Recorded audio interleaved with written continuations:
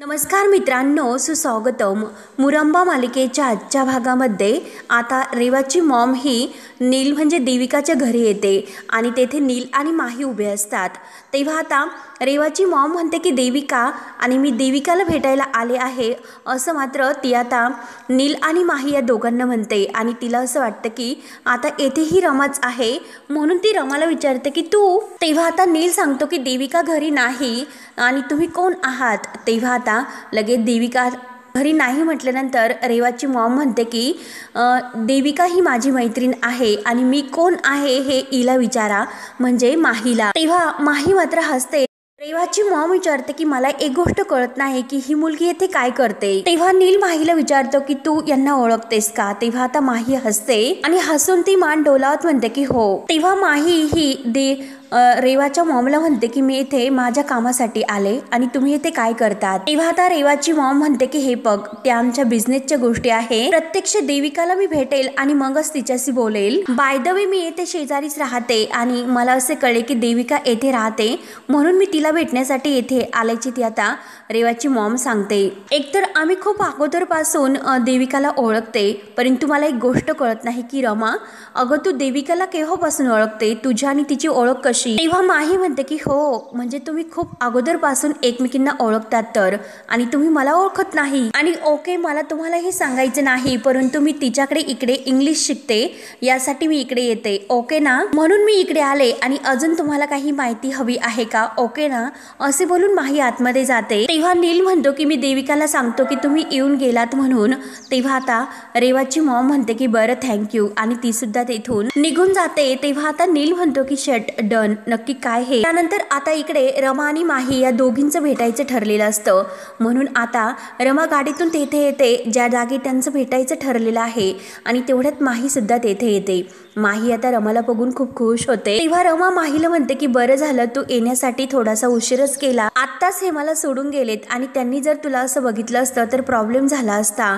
तेव्हा आता माही म्हणते की म्हणजे अक्षय घरी नाही तर. तेव्हा आता रमा विचारते की काय ग काय झाले आणि तूच तर म्हणाली होती की ते तुला नाही आवडत म्हणून. तेव्हा रमा म्हणते की हो ना तुला घरातल्या बरोबर वेळ घालवायला मिळेल. तेव्हा माही म्हणते की हो यस. त्यावर आता रमा म्हणते की बरं ऐकून घे बरं आणि तू साडी नेसून आतमध्ये जाशील त्यामुळे प्रॉब्लेम होईल म्हणून रमा आता माहीला घेऊन घरी येते. त्यानंतर आता इकडे आनंद हा आभ्याला म्हणत असतो की आभ्या अरे मला एक गोष्ट कळत नाही. अरे माझं पेंटिंग सिलेक्ट झालंय तर तुला काय प्रॉब्लेम आहे बरं. अरे तू तर या गोष्टीचं सेलिब्रेशन करण्याचं सोडून तू तर माझ्यावर चिडतोस. तू तर बरोबर वाद घालतोयस. तेव्हा आता आभी म्हणतो की अरे मी कुठे चिडतोस मी कुठे तुझ्याबरोबर वाद घालतो तू काही पण कसे बोलतोस रे म्हणून आभी खूप असा रिॲक्ट होतो. तेव्हा आता आनंद म्हणतो की ऐकलंस का अरे ऐकलंस का तू कारण जेव्हा माझा आभी वेगळा होता तेव्हा तो असा रिॲक्ट करत नव्हता. अरे असं काय झाले की तू इतका चिडचिड करतोयस नक्की सांग ना मला. अरे काय झाले तुला तू माझ्याशी बोलू शकतो बोल ना माझ्याशी. तेव्हा आभी म्हणतो की अरे दादा जर मला कळले असते तर मी तुझ्याशी बोलू शकलो असतो आणि हो ना अरे मी काहीतरी विचित्रच आजकाल वागतोय आणि खरंच अरे तुझं चित्र हे अगदी एक्झिबिशन साठी सिलेक्ट झालं. खरंच मला खूप आनंद आहे आणि खरंच मनापासून तुला कॉंग्रॅच्युलेशन आणि खरंच अरे मी खूप खुश आहे. अरे शेवटी तू यासाठीच हे सर्व करतो आणि तेच तुझं ध्येय आहे. अरे तुझं काहीतरी ध्येय आहे परंतु माझं काय माझं असं काहीच नाही म्हणूनच तू हे चित्र काढतो. तुझे ते चित्र एक्झिबिशन साठी जाईल आणि तुझं ते चित्र बघून आजूबाजूच्या लोकांना आनंद होईल. तुझ्याकडे मोटिव्ह आहे अक्षयकडे सुद्धा मोटिव्ह आहे पण दादा अरे माझ्याकडे काय आहे असं माझ्याकडे काही नाही त्यामुळे मी सकाळी जागा का होतो दिवसा सुद्धा माझ्याकडे काहीच नाही. दुसऱ्या दिवशी सकाळी मी का परत उठतो रात्री झोपायला का मी जातो हे बघ ना. अरे मी सगळी काही तयारी करून ऑफिसला का जातोय तिकडे तर मला काही असं स्थान नाही म्हणजे हेच बघ. अरे तेथे सुद्धा मी काहीच महत्वाचे डिसिजन नाही घेऊ शकत आणि अरे या घरात तरी माझ्या हक्काचं कोण आहे. तुमच्याकडे तरी तुमच्या हक्काची एक व्यक्ती आहे परंतु माझ्याकडे असं कोणीच नाही. सांग ना माझ्याकडे कोण आहे आणि कुणासाठी मी हे आयुष्य जगतोय. अरे माझं आयुष्य हे अगदी फुकट आहे. मला कुणीही माझ्या हक्काचं असं कोणीच नाही. आणि तेवढ्यात रमा मागून येते. रमा म्हणते की आर्थासाठी आर्था आहे ना तुमच्या हक्काची आणि आपल्या कुटुंबासाठी आणि जे काही तिने भाजीपाला आणलेला असतो ती भाजी आता ती अभिला दाखवते आणि भाजी निवडण्यासाठी सुद्धा.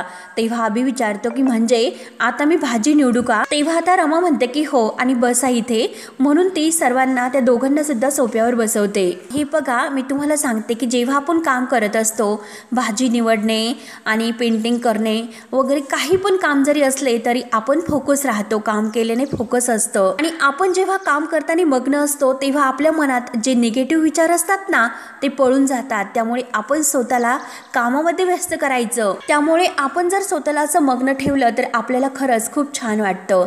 तेव्हा अभि म्हणतो की बरं, स्वतःला मग्न ठेवण्यासाठी मी खरंच आता अगदी छान वागेल, काहीतरी काम करत राहील, म्हणजे भाजीसुद्धा निवडेल मी. तेव्हा रमा म्हणते की बरं, तुम्हाला हवं ते करा, नाहीतर एकतर अगोदरच तुम्ही निगेटिव्ह विचार करतात.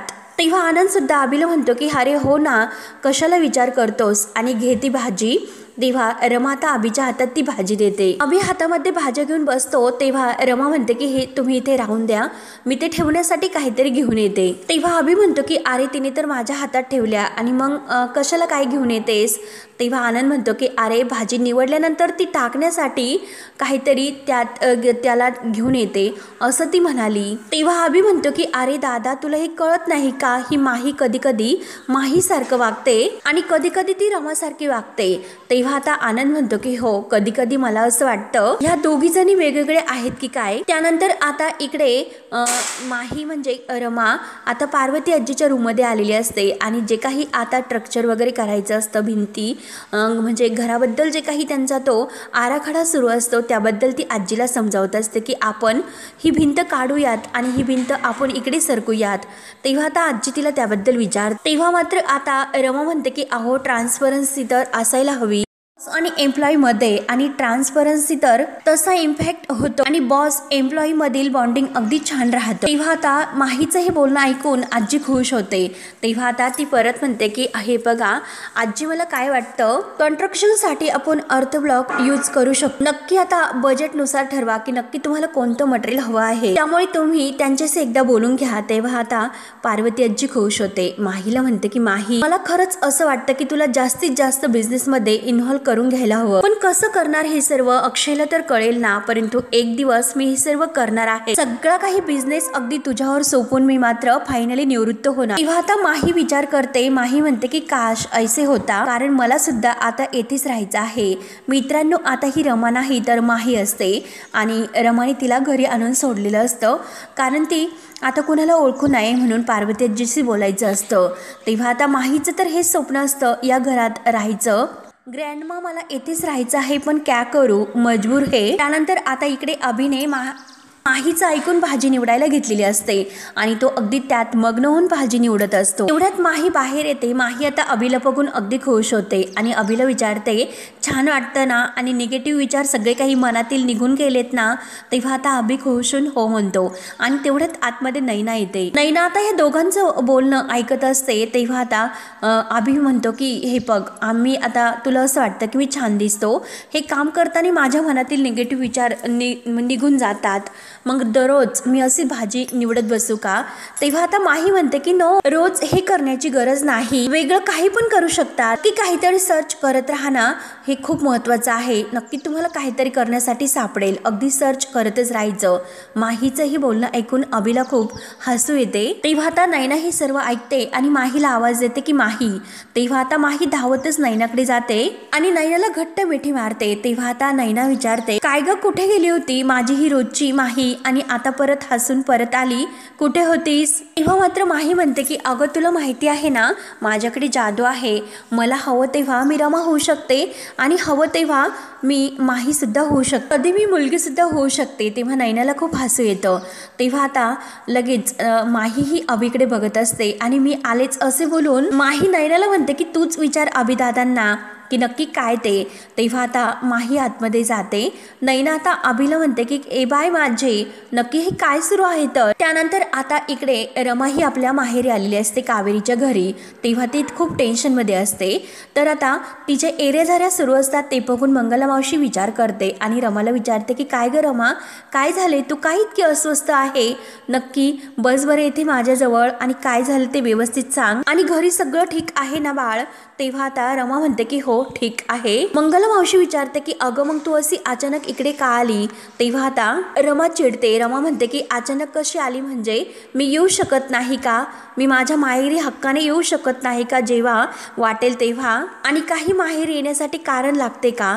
तेव्हा आता मंगला मावशी म्हणते की हो ना अगं तुझंच माहेर आहे रमाचे. तेव्हा आता रमा म्हणते की मावशी अगं तू काय बोलतेस, अगं मावशी मीच रमा आहे. तेव्हा आता मंगला मावशी म्हणते की अगं हो तूच रमा आहे, परंतु तू अशी थोडीशी का बदलली. तेव्हा आता रमा ही खूप चिडते आणि रमा म्हणते की काय हिला इतका वेळ लागत असेल, कारण ती माहीच्या फोनची वाट बघत असते म्हणून तिची खूप चिडचिड सुरू होते.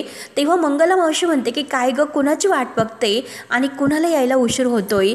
तेव्हा मात्र आता लगेच रमा ही मंगला मावशीवर खूप चिडते, खूप रिॲक्ट होते. का ग मावशी का तू माझ्यावर संशय घेते आणि का सारखं सारखं तुम्हाला त्याचबद्दल विचारते. अगं तू काय इतके प्रश्न विचारतेस, अगं मी नाही बदलले तू बदलले आणि तुम्हाला असं का विचारते की मी बदलले म्हणून, आणि खरंच का तू इतके प्रश्न विचारतेस मला.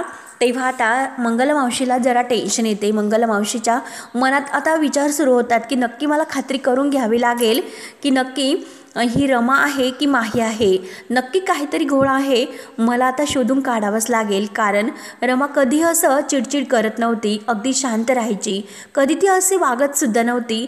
मग आत्ता मात्र हिला काय झालं असेल, काही असं वागत असेल. तेव्हा मात्र आता रमा त्याच विचारत असते की ह्या माहीला काय झालं असेल, इतका उशीर तिला का झाला असेल, नक्की काहीतरी प्रॉब्लेम तर झाला नसेल ना. तेव्हा मात्र आता तिला खूप टेन्शन येते.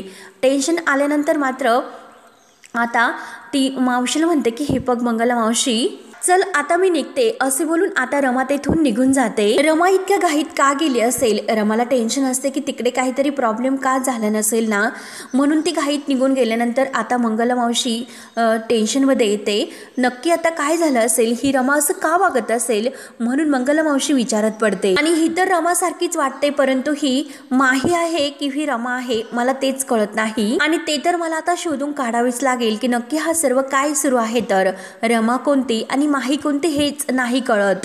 तर आता इकडे माही ही अक्षय आणि रमाच्या रूममध्ये असते आणि ती जेव्हा त्या रूममध्ये राहत असते तेव्हा त्या रूममधील तिला सगळे काही क्षण आठवतात आणि ती त्या बेडवर झोपलेली असते. बेडवर झोपलेली असताना मात्र तिला सर्व काही क्षण आठवतात. गेल्या काही दिवस मी आता ह्या बेडवर सुद्धा झोपलेले आहे. ती सगळी काही रूम अगदी इकडे तिकडे बघत असते आणि त्या कपाटात जवळ सुद्धा येते आणि ह्या कपाटात काही दिवस गेले माझे कपडे होते, परंतु आता ते नाहीत. जेव्हा ती त्या रूममध्ये राहत असते तेव्हा तिला प्रत्येक क्षण त्या कपाटातील कपडे वगैरे बेड वगैरे बघून सर्व काही आठवत असते आणि तिला खरंच त्या रूममध्ये राहण्यासाठी खूप असं तिचं मन तयार असतं आणि अजूनसुद्धा त्याच रूममध्ये राहावं अशी तिची इच्छा असते. तेव्हा ती आता अक्षयच्या कपाटाजवळ सुद्धा येते आणि अक्षयचे कपाटातील जे काही कपडे आहे तर शर्ट वगैरे आहे तर ती अगदी शर्टला हात लावते आणि आपल्या चेहऱ्यावरून तो शर्ट अगदी अलगद फिरवत असते, कारण तिला अक्षयमध्ये खूप अजूनसुद्धा इंटरेस्ट असतो. अक्षयवरती प्रेम करायला सुरुवात तिने केलेली असते, परंतु आता रमा आल्यामुळे तिला या घरातून निघून जावं लागलेलं असतं, म्हणून त्या सर्व गोष्टींना ती आता मिस करत असते. आणि अक्षयला म्हणजे तू सुद्धा माझाच झाला असता असे त्याच्या शर्टबरोबर ती गप्पा करत असते, परंतु आता मात्र नाही. तेव्हा मात्र आता ती अक्षयच्या शर्टला म्हणते की तू कधी येणार आहे, आणि तेवढ्यात सीमा आतमध्ये येते.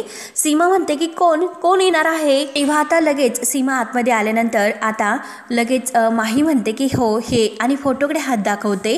अक्षय कधी येणार आहे असं मला म्हणायचं होतं.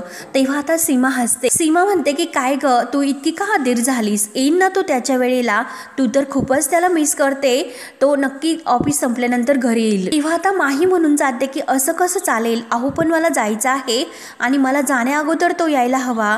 तेव्हा आता सीमा आश्चर्याने माहीकडे बघत असते. तेव्हा मात्र आता माही आपण काय बोललो हे तिच्या लक्षात येते आणि परत ती सीमाला म्हणते की मला देवळात जायचं आहे. तेव्हा मी विचार केला की हे जेव्हा घरी येतील आणि घरी आल्यानंतर आम्ही दोघे एकमेकांच्या सोबतच देवळात जाऊयात, म्हणून मी त्यांची वाट बघते. तेव्हा आता सीमा म्हणते की अगं मला असं वाटतं की तू एकटीने जाऊन यावे, कारण जर त्याला येण्यासाठी उशीर झाला तर तुला सुद्धा जायला उशीर होईल. चल मी एक काम करते, मीच तुझ्या सोबत येते. म्हणून ती माहीच्या हाताला धरते आणि चल असे म्हणते.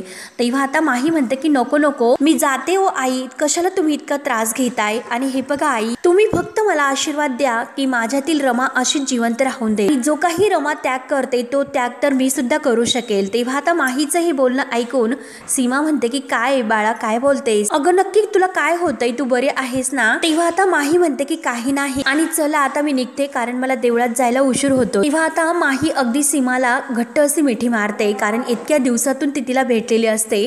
सीमा तिला खूप आवडत असते कारण सीमाने आतापर्यंत माहीवर एका आईपेक्षा जास्त प्रेम केलेले असते। तेव्हा आता सीमा म्हणते की अगं वेडाबाई। तेव्हा आता माही विचारते की काय झालं? सीमा परत विचारते की काय ग? तर माही म्हणते की काही नाही आणि ती आपली बॅग घेते आणि परत रूमला सगळ्या रूमला ती अगदी डोकावून बघत असते कारण तिला तेथून त्या रूम मधून तिचा पाय निघत नसतो।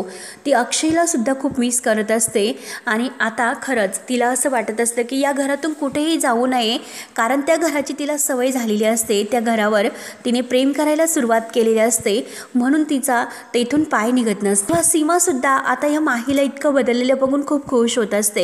त्यानंतर मात्र माही जेव्हा दरवाजात बाहेर येते आणि कारण तिला अक्षय भेटलेला नसतो, तिच्या मनात फक्त हेच विचार असतो की आता अक्षय मला दिसला असता इतक्या वेळात तर खरंच खूप बरं झालं असतं यार।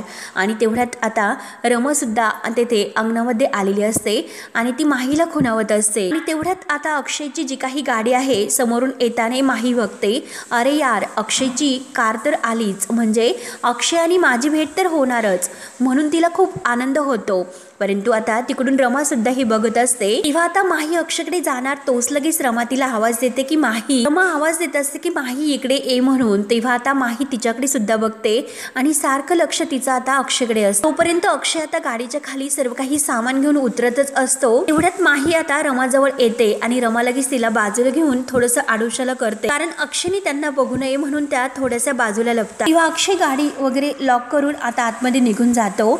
तेव्हा माही त्याला डोकावून बघत असते। तेव्हा आता रमा माहीला विचारते की माही अगं हे सर्व काय सुरू आहे आणि बघ ना अगं तू किती वेळ लावला, किती उशीर झाला, मला किती टेन्शन आले होते की नक्की काही घोळ झाला नसेल ना, किती वेळची मी तुझी वाट बघते आणि हे बघ ना अगं हे सुद्धा ऑफिसमधून आले तरी सुद्धा तू आतमध्ये होती आणि बाहेर यायला सुद्धा तू तयार नव्हती, का असं काय इतका उशीर केलास? आणि अगं हे बघ ना जर त्यांनी तुला बघितलं असतं तर आता किती मोठा प्रॉब्लेम झाला असता, कळतंय ना तुला हे सर्व? तेव्हा आता माही म्हणते की रमा अगं हे बघ मी खूप दिवसातून इकडे आले होते, तेव्हा आता सगळ्यांना भेटून खरंच मला खूप छान वाटलं आणि मी तिकडे रमले होते आणि अगं तुझं काम करण्यासाठी मला जास्त वेळ लागला होता, अगं तू मला बोलावलं होतंस म्हणून मी तुझे काम करण्यासाठी इकडे आले होतेस। अगं फुल ग्रँड मला कन्व्हिन्स करणं इतकं सोपं नाही कारण जे काही आजीला कन्व्हिन्स करायचं होतं, म्हणजे जे काही आता ते बिझनेसबद्दल काम असतं ते रमाला तर काही जमत नाही, परंतु माहीला ते काम जमते म्हणून आता माही त्या कामासाठी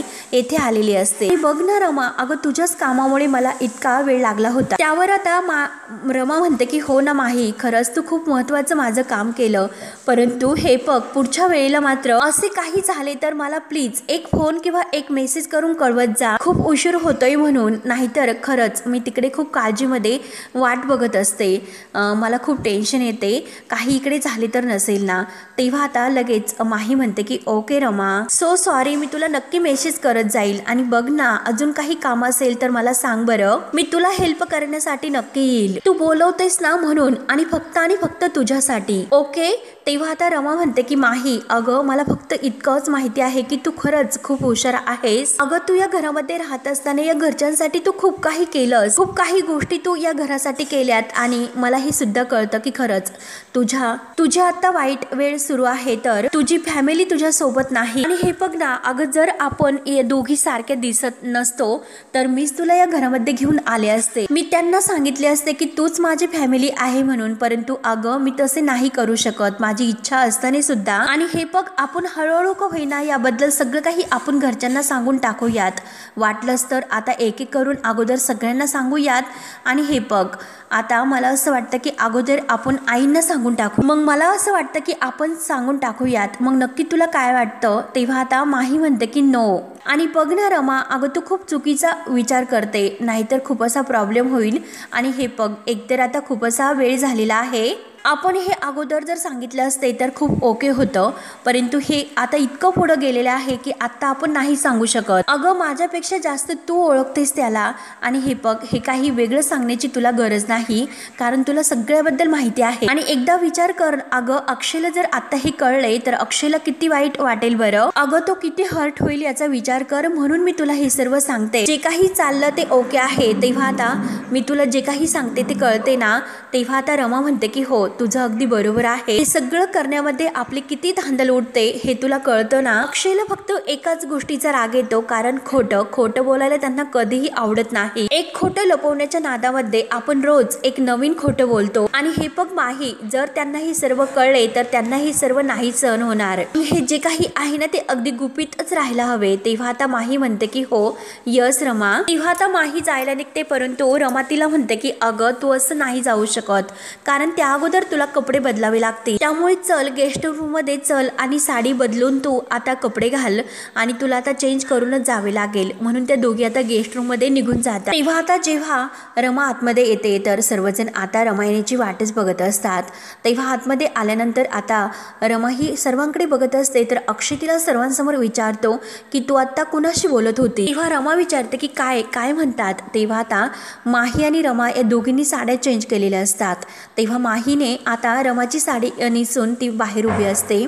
इतक्या वेळ मी त्या रूममध्ये राहिले, त्या घरामध्ये राहिले, परंतु अक्षयचा चेहरा मला बघायला मिळाला नाही. तेव्हा आता अक्षय इकडे रमाला विचारतो की तू बाहेर कुणाशी बोलत होती, नक्की कोण होते. तेव्हा आता रमा म्हणते की हो हो हो माझी मैत्रीण आली होती, तिच्याशी मी इतका वेळ बोलत होते. तेव्हा आता अक्षय विचारतो की कोण आहे, आणि मी तर तिला पहिल्यांदाच बघितलेलं आहे, नक्की कोण आहे ती, मला तिला भेटायचं आहे. तेव्हा तिला बोलव ना. तेव्हा आता रमा विचारते की तुम्ही असं का बोलतात. तेव्हा अक्षय म्हणतो की असं का बोलतात, अगं तिला बोलव ना, मला तिला भेटायचं आहे आणि तूच असं का वागते. तेव्हा आता रमा खोटं बोलते. रमा म्हणते की ती गेली. तेव्हा अक्षय म्हणतो की अच्छा म्हणजे ती गेलीस का. तेव्हा आता अक्षयला राग येतो. अक्षय म्हणतो की थांबा 2 मिनिट सगळ्यांनी येते, थांबा मी लगेच येतो. म्हणून अक्षय बाहेर जातो. तेव्हा आता रमाला खूप टेन्शन येते. तेव्हा अक्षय लगेच आता माहीच्या हाताला धरतो आणि तिला आतमध्ये घेऊन येतो. तेव्हा आता रमा आणि माही दोघी आता सेम टू सेम दिसतात, आणि दोघींना बघून आता घरातील सर्वांना एक खूप मोठा असा धक्का बसतो. अक्षय माहीच्या हाताला धरून तिला घरात घेऊन आल्यानंतर विचारतो रमाला की ही कोण आहे म्हणून. तेव्हा माही अक्षयकडे बघत असते आणि रमा मात्र खूप घाबरते. तेव्हा मित्रांनो हा भाग ते संपतो. पुढील भागामध्ये अक्षय आता दोघींना विचारतो की तुमच्यातील खरी रमा कोण आहे. तेव्हा माही आणि रमा एकमेकांकडे बघत असतात. तेव्हा आता सीमा म्हणते की हे बघ आम्हाला खरंच हे काही माहिती नव्हते, आणि आम्हाला असं वाटलं होतं की आपली रमा देवाघरी गेलेली आहे, म्हणून ह्या मुलीला आम्ही घरात घेऊन आलो होतो, म्हणजे माहीला. अक्षयला खूप राग येतो. अक्षय म्हणतो की म्हणजे आई तुला सुद्धा हे सर्व माहिती होते तर. तेव्हा सीमा म्हणते की हो, आणि सीमाने खाली मान घातलेली असते. तेव्हा आता अक्षयला आणखीनच राग येतो. तर अक्षय आता चिडून म्हणतो की म्हणजे मला मूर्ख बनवण्याच्या ह्या खेळामध्ये घरातील सर्वजण तुम्ही यात सामील होता तर. तेव्हा आनंतर आता डोक्याला हात लावून घेतो, कारण अक्षयचा जो काही गैरसमज आहे तो कसा दूर करणार आता. तेव्हा अक्षय आता रमावर सुद्धा रागवलेला असतो. तो रमाला म्हणतो की अगं तू सुद्धा माझ्याशी इतकं खोटं बोलली, तुला सुद्धा एकदा मला हे सर्व सांगावंसं वाटलं नाही का, नक्की खरं काय होते ते. तेव्हा आता रमाच्या डोळ्यात पाणी येते. रमा म्हणते की हो वाटले होते, पण तेव्हा आता अक्षय म्हणतो की बास आता यापुढे आणखीन थापा मारू नका आणि जाऊन दे, आता या घरातच मला राहायचं नाही. म्हणून अक्षयला खूप राग येतो आणि तो आता हे घर सोडून जाण्याचा निर्णय घेतो. तेव्हा अक्षय आता रागानेच तेथून निघून जातो, आणि रमा आणि माही या दोघींना आणखीनच टेन्शन येते, आणि घरातील सर्वांना सुद्धा आता अक्षय कुठे जाईल, नक्की तो कधी, आता त्याला कसं समजायचं याचं मात्र सर्वांना टेन्शन येते. कारण अक्षय समोर सर्व काही सत्याचा उलगडा झालेला असतो, आणि तो सर्वांना त्याबद्दल दोषी मानतो, आणि तोच आता रागाने रिॲक्ट होऊन तेथून निघून जातो. रमा धावतच अक्षय मागे जाते. तेव्हा मित्रांनो आता पुढे काय काय होतं हे बघण्यासाठी आपल्या चॅनलला नक्की सबस्क्राईब